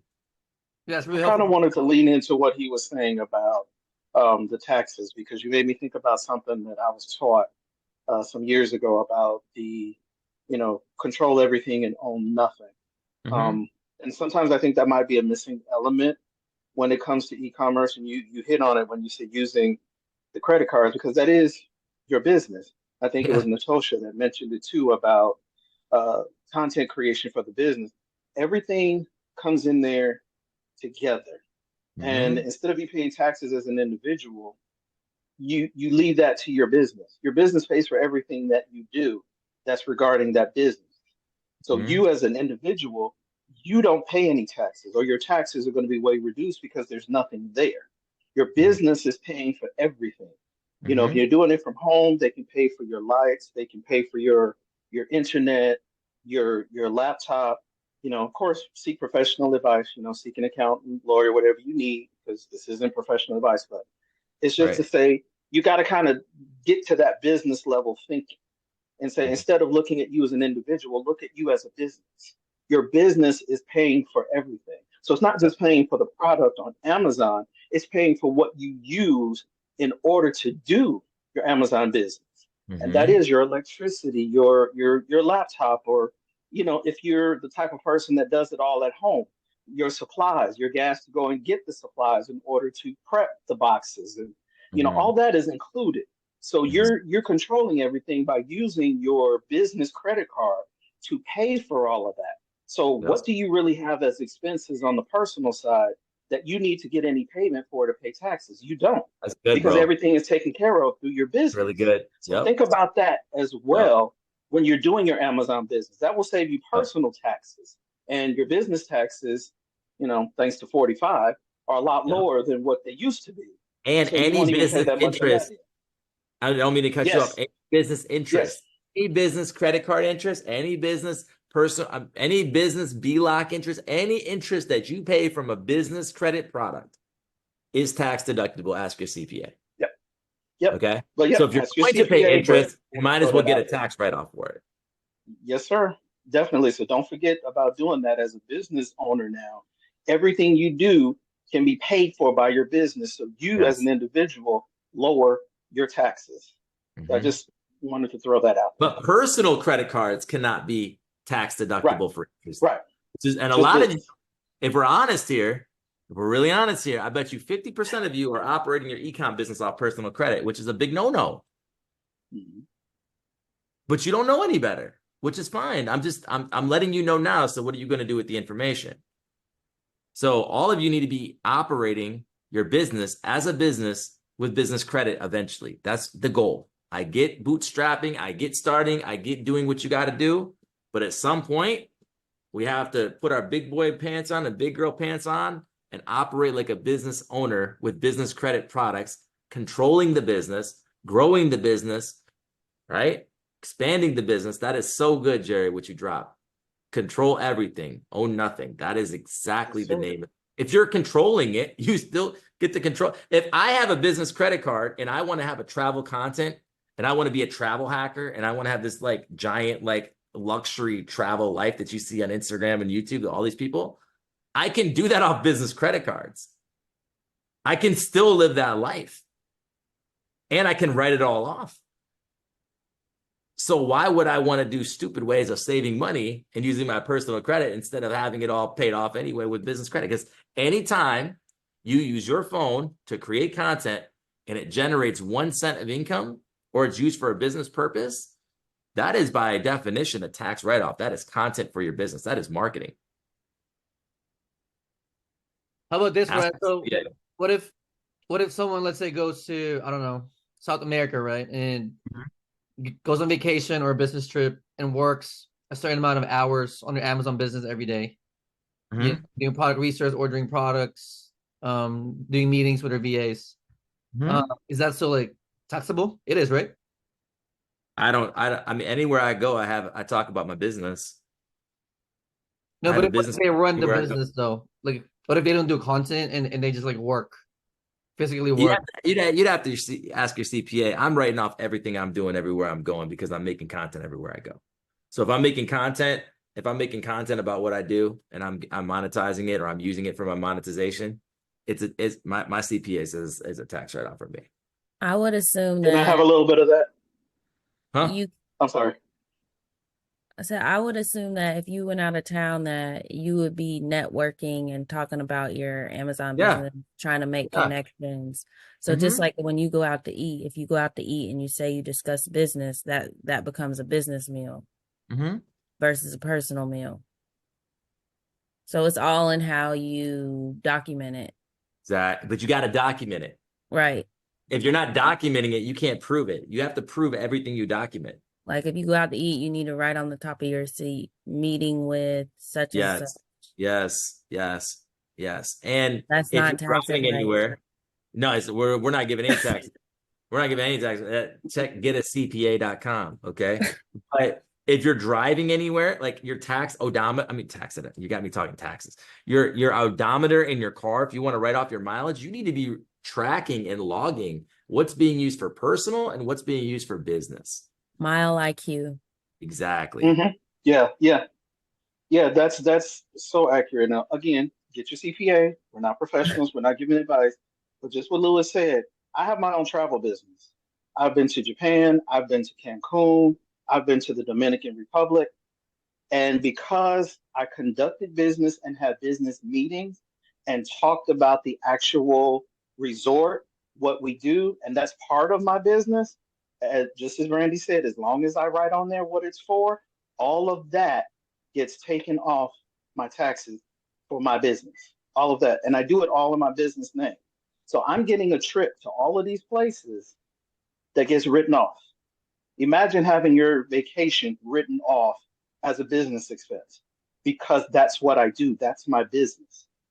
So you can absolutely do that. Now, to what degree and how much? Again, CPA, but it is something you guys have to consider when you're doing your business. Everything you're doing can possibly be a write-off, so track it. Keep track of every single thing you do for your business because you might be able to write it off. That's good. Think about this, guys. All of you are thinking about how to get the products to get the most money, right? How much money can I make from this? Why are we not thinking about how much money can I not pay taxes on? Why are we not thinking about the things that really matter, about how much money I'm going to keep from this instead of how much money I'm going to profit from this? Because everything that's profited, you got to pay taxes on, right? So why are we not thinking about this more holistically, saying, hey, it's a brand new year. Why don't I get my shit together? Why don't I find a CPA and really put a plan in place and start taking my credit serious and start taking my accounting serious so that way I can really, really maximize the account how it's meant to be maximized. But until you do that, you're going to literally be half-assing it the whole way through. That's my humble opinion. I mean, tell me if I'm wrong. I mean, that's the most important part to me, making sure you're compliant with the IRS, making sure your money's together, making sure you have the ability to scale your business through credit. It takes a little bit of time to learn, but it's a skill nobody can take from you. And I'm not the only one that teaches it. Find somebody that you like to teach it or come into my program. I don't care. But everybody out there that teaches it, they teach it, right? Now, if you like it, their style or not, that's up to you. If you like their information, that's up to you. But you should at least take time to learn this. I get that it's tedious. I get that nobody really wants to talk about money all day, but I'm telling you, it could save you a lot of money in your ecom business. Yeah, Jane in the chat has a question. She's asking any advice on how to get a good CPA. Referrals. I can share with you guys too. Yeah, I mean, that's where networking comes into play, right? When people talk about join my mentorship program or join my coaching program, you should not be thinking, what information can I learn? You should be learning who's in the room, right? People that get into programs think about who is in the room, right? What does Lily know? What does Shan know? What does Eugene know? Right? What does Ben know? Who do they know? Right? People are networks. They're connected to a network. They're connected to a community. You actually have everything you need in this community, but are you willing to do life with them and get to know them? That's why I look at getting in the best rooms. When I look at getting into a coaching program, a mentorship program, a mastermind, who's in the room? Tell me about your community. What type of people are in your community? Right? If there's lawyers and CPAs, I'm in there. Right? I want to know who's in the room. Your network is your net worth. And when you make money and you start growing into your business, you'll realize how true these things really are. They sound like cliche sayings when you're getting started because it really doesn't make a big difference. You just want to make money and stay in business. I get it. But eventually you got to pay taxes. Eventually you got to scale your business. And eventually you need a network of trusted advisors and trusted people you work with that save you.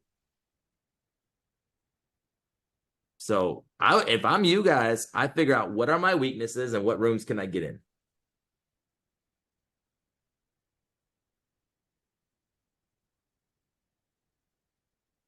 Another question: do you purchase your own health insurance as a business owner? Yeah, I have it in Indonesia. A lot cheaper. That's a hack A right there. lot cheaper. Expensive out here, the US. I don't do it. I don't do any of my health insurance in the US. I'll tell you that. Yeah, dirt It's cheap. expensive, right? You would be surprised. I don't want to get you guys disgusted at what you guys pay versus what I pay. Go ahead, Sam. And I'll tell you what, a lot of the healthcare overseas is a lot better than the US too. And I'm born and bred a Buckeye. I love Ohio. I'm patriotic Paulie over here. But I'm telling you right now, the US is not the best with healthcare. Hey, Natasha was first. Tosha, what's up? Hey, how are you guys doing? Good to see you. Good. So I was just asking, you were talking about the content. So with the content creation, are you saying that we should have like a separate LLC than the business that we're promoting? No, why? You can if you want to. I mean, that just really comes down to your asset protection. I'm not an asset protection, advisor. I'm not an asset protection lawyer. There's a lot of ways to set it up. I mean, real estate. Somebody sues one company. Do you really want your whole portfolio in one LLC? Right. So it's like you want to mix it up, but just remember, the more LLCs you have, the more taxes you have, or the tax reporting. You might be able to get more funding with other LLCs though, too, right? So more LLCs gives you more funding, but more money, more problems. So if you're having a hard time being compliant in one business, do you really want a second one? It's just up to you, right? It's up to your bandwidth because you could handle it, but maybe Jerry can't. Right? I'm not saying Jerry can't. I'm just saying it really comes down to what do you want? There's benefits and cons to everything. There's benefits and cons to different credit cards. There's benefits and cons to different structuring. All of it comes down to what's best for you. And I like to structure things around my habits, my personality, and my vision and my goals. I don't like to structure things just based on what other people do. I like to structure things on where I'm going in my life, what I know I can manage. That's where the self-awareness comes into play, and everybody's different. Okay. And then do you think, so let me ask this. So I'm trying to basically like kind of separate, like I do the Amazon FBA. I'm about to start posting content for me solving like my Rubik's Cube. So I travel like all over the US, solving the different places. And I want to start traveling out of the country also doing so. So I know I need to get something set up for that. I wasn't really sure if maybe I should do like the sole prop route or maybe like I need to do LLC just until things get off the ground. Whatever you feel. I mean, you can get the business credit right off the sole prop if you really want to. The LLC is going to help you get bigger business credit. It's just up to you. Obviously, an LLC that's seasoned is going to get more credit, right? So yeah, it just depends on what you want to do. If you don't want the headaches, go sole prop and always make a business later. But then you're losing age, right? You're losing time in the game. So unless you buy an age corp, then you got to play with that game. So it just comes down to what you want to do, right? How you want to run it. Yeah, that's a good question, though. Okay. All right, cool. That helps. Thank you. Got you. This helping anybody? Lewis, is this helping anybody? Oh yeah. Let me chat. Very helpful. Okay. This is helping you guys. Can type in the chat? Cool. Thanks, Jared. Any emoji, any reaction, please? Let's give some reaction. You're good. I see that. It's helping some people. That's good. There. What's up, Tammy? Love you, girl.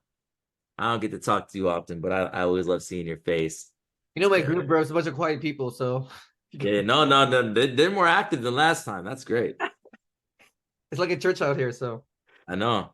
I like the format of just having, Q&A with these guys maybe every year, every other, 6 months or something, just new stuff that comes up in the game. I mean, you guys seen a billion PowerPoints. I think it's just about getting questions answered at this point. Hey, Brad, so I'm back again. What's up, bro? So I know I did a lot of your plays. I've done like a lot of the plays, man, since going there. I know, like you said, a couple of things since I was last on here, where you said like for as like getting the plays, just go ahead getting the products now. Whether you know kind of like not for a loan wise, but like the credit products. But I feel like Yeah. you can use that once you know, because I know like I was a part of the what is it, the PSEQ or PSECU, like Yep. when they Yep. had Yep. I Yep. was When a they have part of that. that play, Yep. yeah, which Yep. a lot of people can't get that now. Yep. PenFed actually does not allow you to do PLOCs anymore. Like Nope. they don't even have Done. PLOC. Like so, I mean, like Yep. if you weren't part of the wave on a lot of these stuff, They go away quick when we talk about they them, go away guys. quick. Real quick. Yeah, That's why I told yeah. Brandy, DM me, because I gotta protect a couple She got ones. yeah. Brandy done paid me $15,000. She might need to, she need to feed her kids. So I need to make sure she's good, Hey, take care of my people, use a PLOC for that too. There you But go. hey, I got Wolf, you said something earlier too about about the compound interest and the simple interest, especially when you're doing with the credit cards and all that. Because one of the plays I've been thinking of doing is using some of the PLOCs to pay down on like some of my expenses, like home expenses, something like that. Like because since the Infinite banking. interest You're doing is like the infinite different, banking stuff. You're yeah, doing like it. velocity Yeah. banking type of Yeah. stuff. You know what Yeah. I mean? Yeah. Because I'm Yeah. trying to get a HELOC too, though. So I'm like, I want to use that to be able to like get a HELOC play. So I think those are less interest, and then use that to invest more into whether it's more real estate or Yeah. You can cut your mortgage in Amazon half using products. a HELOC. Absolutely. You can pay your mortgage off Yeah. in 7 to 10 years by just using a HELOC play, for sure. You guys spend way too much money in interest in buying a home. Mm-hmm. I don't own any real estate, and but I'm just saying it's a lot of money. If you look at like how much money people spend on interest for purchasing a home, wow, Stupid a right? lot. It's stupid a Yeah. lot. So In like 30 years, it's a lot. Yep. So use a HELOC exactly with what my man just said there, Sam just said, to take that down a notch, because you just hit that principal down. Now the interest is less, right? So attack that principal. So what I'm trying to do is to use my PLOC first to pay down on the home and then go and get a HELOC. You can. Yeah, that's so great that I move. can. Okay, so I'm just making sure, like, That's a great move. That moves. You know what's even cool too? If you really want to go an extra mile, you want to get larger limits. Here's what you do. Okay. Here's what you do. And I'm going to speak directly to you because this might be directly for you. Other people can pick this up, but I'm going to speak this just to you because you get it. Okay. So what I would do, if you have cards that you want bigger limits on, I use those personal cards and I max them out. You said, Dan, your score is going to drop. Yeah, but you're not going for funding. So what does it matter? Max them out, pay them off. Max them out, pay them off. Call them. I need a credit limit increase, man. Like, this is not working for me. Now you got larger limits. So now you can go get more PLOCs. Right. So then you can go crazy. You can go crazy on that mortgage. Yes. Right? That makes sense. Yeah. That's how I'm trying to do it. Yeah. Yep. Okay. Yep. So they're going to look more in for as. And then if you really want to talk to an attorney about this, then you can put you can get put the home under your business. Now you have an asset for business funding. Right. That's what I'm trying to do with my duplexes. I'm using those as bro. like business. That's how you scale stuff, bro. Like, you need leverage. How do you get credit? Collateral, cash flow, or credit. So everybody's getting credit right now basically just by using their social security, your good name, your credit score, your credit resume. But your capital, right, comes into like, what is your life insurance at? That's another play. What is your what is your stock portfolio at? That's another play. What is your crypto portfolio? That's another play. What is your mortgages? What properties do you own? What are your assets? That's your collateral. Right? And then the other one is your cash flow, invoice financing with what you guys do on e-com. How much money are you bringing in? Right? You can get credit just off that. But the problem is there's a lot of high interest products that look sexy, but they're just called MCAs, which is like a glorified cash advance. You're going to really lose profits by using those. That's why I'm saying play smart, learning the game. Do you think I'll be able to get off the because I have the flagship and I do the whole every 6 months ask for more. I'm waiting on them to get me in because I went from the 25, I think I got like 41. I should be getting up to 48 now. Yeah. Tell Doing them the to give me flagship one. play. Tell them to give me one too. Mine's at 33. Tell them to give me, guys, let's start at 5,000 with my Navy Federal cards up to 33.7. Last time I got a credit limit increase was in Lewis's living room. I'm waiting to get another credit limit increase. Yeah, I mean, they slowed that down. It used to be 3 months, bro. When you got 91.3 rule, right? That went to the 6. I mean, now Navy Federal is going at creators talking about them. You know, so it's Navy Federal is in a lot of hot mess right now. Like, they're the #1 credit union in the world, and everybody talks about them on YouTube. How much do you think their underwriting changed? How many internal meetings do you think they've had about me and Credit Plug and every other YouTuber trying to be out in finance? Okay. I go to Navy Federal in person. I can't even go there anymore because they know who I am. Right. So this is what it is. Comes with the territory. Okay, then. But you think their limit can impact the PLOCs? That's what I'm just trying to see. Like, because I haven't seen like that yet. You know, The PLOC with Navy Federal is nothing. It's trash. I wouldn't even mess with it. Yeah. Your PLOC is basically your credit card moving cash from your credit card into your checking account to move it in to pay off some of your mortgage. Okay. So the Right? other ones, because If all you my have an ones have been $80,000 recurring card, if you got an $80,000 card, you can pull 30,000 of that off a month. Yeah. Yeah. Big deal in True. Alabama. Montgomery. Tuscaloosa. Got you, G. Yeah, man. I like Ron. I like Sam in a minute. I remember you, bro. It's been, I don't know, probably 6 months, 9 months since we talked. It's been a while, yeah, man. Yeah, I It's been a remember you. while. I remember. I might be getting old, but I remember, man. Hey, man, I appreciate it. Got you, bro. All right, thank you for the advice. Anytime. I got something else for you, Rad. This may be an offline thing, though. Okay. Offline it. Uh, I'm scared. I'm scared, Jerry. Like, you got good ideas. You said it might be an offline that thing. Don't open up Pandora's box, bro. Well, somebody just asked about PLOC, personal line of credit. But since we kind of opened it a little bit, with the trust and the mortgages and all that, I'm gonna be doing that this week. Okay. And gonna put some assets into the trust.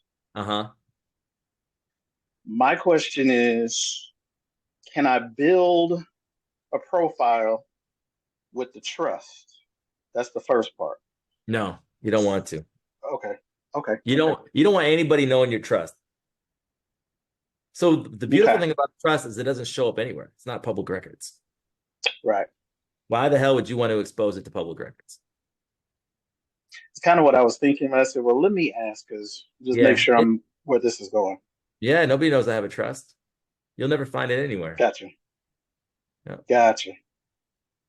Yep. Quick question. So, Are we simple. When we say trust, when we talk about trust, are we talking about like foreign or domestic trust, or it doesn't matter? We're talking about domestic trust, a family well, trust. I'm talking about, domestic, because I'm putting some assets into it, not for the purpose of credit, but just for protection and other things going on. But I had just thought about that because, it's a separate entity and all of that. It's like, do I want to do that? Tyson lit up quick. You talking about trust? I'm in there. Let me trust you. Yeah. I have a foreign trust.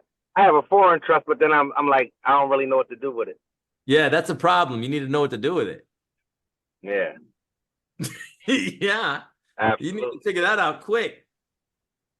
That's an asset, my guy. Yeah. Absolutely. That's what I'm saying, guys. Like, you gotta take time for this stuff. I know life is busy, but man, 2024, make it be the year. All right. That's why I brought you here, bro. Cool, man. I like it. Let's get them. Table, right, for everyone. Saving some people over here. Yeah, it's cool. I like the format too, guys, because it's like an intimate setting. I miss the intimate setting. The bigger you get, the smaller you got to stay. So I like it. I enjoy it. Go ahead, Ron. Hey, so I'm back around. So I have two more questions, Rad. So one question is regarding Elon Financial. Trying to help out somebody that has a credit card offer 0% offer from their bank, Mm-hmm. uh, the regular bank that they use, for their personal stuff. So my question is, while taking this opportunity to apply for that card promotion they're getting, also doing a couple more applications. But my question is, if they don't have, I know Elon Financial is known for, having no relationship with the, business credit cards and just, applying Right. for those. Mm-hmm. Is that also true for personal? And if not, then Yeah. what kind of cards are good for Yeah. non-relationship Both. for both as well? Yep. Yep. Okay, 100%. Good question. thank you. And then the second question is, it's regarding credit partners or just partners in an LLC or in a partnership. And if you're trying to get credit or a credit card from the same bank using the same entity, is that possible? Like, let's say there's three partners, but we all want to get the Chase X card, just to name it, under LLC ABC. Are we able to apply it all or anything like that? Or do you know any sort of play or how that works? Yeah, we're going to talk about that this month more in detail in the Okay. mentorship. Yeah. I appreciate it. Thank you. Got you, bro. How much time you have, bro? Let me get Will. I just saw Will in here. That's my guy too, man. He's an ambassador too. So let me take on his questions. Hey, bro. You and I are linking on our one-on-one here next week, and Brandy too. So we got our Can't one-on-ones wait, next bro. week. Can't wait. How Yeah, are bro. you? I feel like Good, your man. Good to family see you. now, man. I see you every day. No, bro, you're gonna have me all year, bro. You're gonna have me all year, man. What's your It's gonna be a questions, great bro? year. 2024, man. 2024. Can't wait. Yes, sir. Hey, so anyway, what 3 questions maybe. What's the best? Maybe Luis can answer it too. NICS code I for get those for you. e-commerce, or I'll get those for right, you. it's Amazon Business. I'm gonna get that for you. I just got to look it up where it's at in my file. I have the exact codes. I'm gonna look that up and give it to Lewis, and I'm gonna give it to you, but I'm gonna give it to Lewis so the whole group has it too. Sounds good. Okay. Yeah, because Also, I don't know those off the top of my head. I don't have those memorized, man. I gotta get them for you. filling applications and that, I know those codes are very important. Yep, they are. So what would you say? What's the best way to liquidate credit cards? I mean, I know e-commerce is the best way, but kind of like when you want to access cash quick. Mm-hmm. I know you've talked about it before, but I Yeah, want to. yeah, Can that's a you good refresh question. that again? Yeah. There's a lot of different ways. Well, I mean, it just comes down to, so we have to use a premise that credit cards aren't meant to be liquidated, right? Yeah. So let's talk about the ways that you can liquidate them. There's expensive ways and there's cheap ways. The expensive way is a cash advance. You never want to do that. Okay. You never want to do a cash advance, but you do want to do a cash advance on cards that don't charge you any more for a cash advance fee. So there is in the mentorship, I'll point you to an entire training that I talked about banks and credit unions that don't charge any extra for cash advances, that you can just get the card and you can move the credit to your checking account and you're just paying the normal interest. That's only really happening with credit unions and specific credit unions. Okay. I see. That's one. Okay. That's one. The second thing will be balance transfer checks and not cashier's checks. There's another name for it, but basically there's a check like what Brandy was saying. Yeah. So you have like the city flex loans and things like that. But basically you take the card, whatever your credit limit is, and they'll make a loan for you on it and you can deposit that money. But the problem is, bro, is that's going to max out your utilization. So anytime that you pull money off the card, it's got to be paid off or you're going to have a crazy utilization problem, right? So I'm if you talking can, about business credit, by the way. Yep, exactly. But I wanted to clarify that for people that didn't know that. So these are going to be the same situation. So if you were to get a Chase Business Inc. card, you could actually take a loan against that card. Yeah. Right. And now you're able to liquidate that card through having that money into your to your business checking account. And that doesn't impact you at all. Right. So if you get a 50,000, 40,000, you're good there. So that strategy would work. Also, Bank of America does that as well on the business side. So that would be another way. With the business cards, obviously the e-com play is great, but here's the sticky part, right? So, and this goes back to the co-mingling of funds, right? So you want to be using your business cards for business purposes, all right? But I'm going to tell you a play that will, I'm just going to let you read between lines. I don't give financial advice. Credit cards are not meant to be liquidated. If you were to go on a cruise with Carnival, you're on international waters, okay? You can basically have a credit card on file, right? And you can liquidate that credit card easily overseas with a cruise boat, with international staying, things like that. It's just international water. So basically you could get $10,000 of poker chips, $5,000 of poker chips, play in the casino on the boat, cash that in and get cash, and it's going to be billed to your card. Nice. Okay, that's a good excuse to go on a cruise ship sometime. or international ways of liquidating. When I was in Mexico, I could easily liquidate a personal credit card that way because of the exchange rate, right? So I could give them a little bit of the percentage, and they could ring my card, they could give me out the cash, and then they could keep a percentage of it for the exchange rate, and they'll love that because they're actually keeping. There's a big difference between the USD and the Mexican peso. So you can play strategic ways like that if you find people within these countries that are willing to do that. That's what we call international manufactured spending. Yeah, and these ways are clean, no consequences. You know, I'm just telling you with your personal card. I mean, I don't want to use merchant accounts or anything like that. I know that's you're not using any of your merchant account. If you're a business owner and I say, hey man, I'll give you some money if you ring up my credit card and give me cash. Oh yeah. But overseas, not here. Not here. Got you. Yeah. Basically by service. I mean, however you want to word it, but I don't like the credit to cash stuff, guys, because now you start getting into gray areas that I'm not here to tell you that type of stuff, right? But I'm just trying to help you understand that credit cards aren't meant to be liquidated, but there are ways to do it, right? When I'm on a cruise boat and I want cash off my credit card, I can bill the chips to my room and I can take the chips and I can cash them in for cash money. Completely legal, completely in the system, right? A lot of these things come out the box thinking like, okay, if I'm in Colombia and I want credit cash off my card, can I talk a business owner into, charging me for a service and giving me cash back and letting them keep a service charge fee, whatever the case is. That's not bad either. But people start using, here's what's bad that people will teach you. Running credit cards through QuickBooks, merchant account to merchant account. Like, let's say I wanted to liquidate my credit card and I say, hey, Will, send me an invoice and I'll pay it. And then you send me the money right back. That's a big no-no. That's a big no. I see. Right? That's a big no-no. You can catch on it, right? Yeah.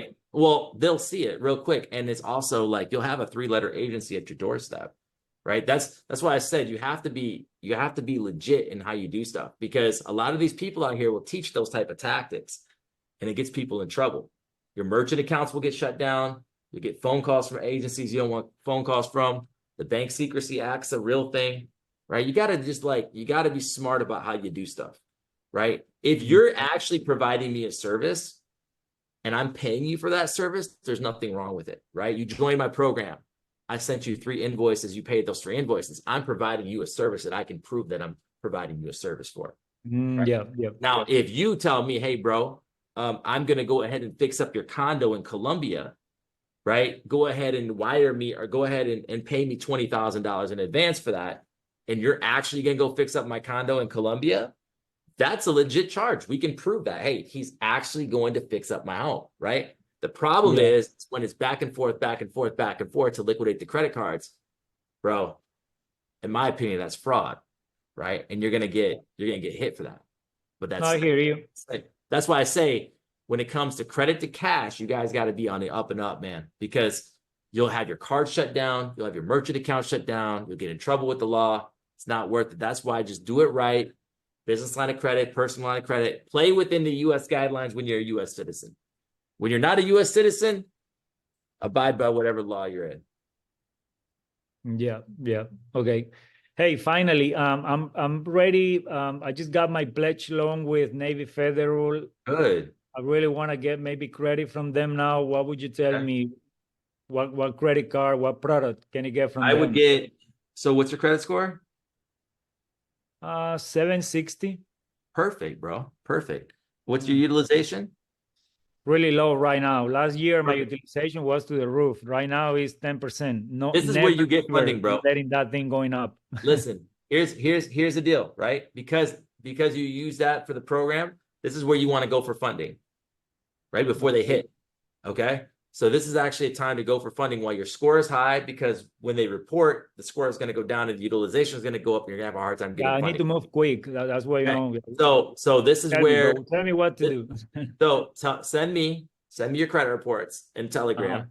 Okay, I'm okay. going to tell you exactly what to go for funding in specifically. Sounds good. Nice, bro. Thank you. Thank you. Yeah. Okay, Send cool. me, I want the full report, bro. I want all three. I want TransUnion, Equifax, and Experian, right? You're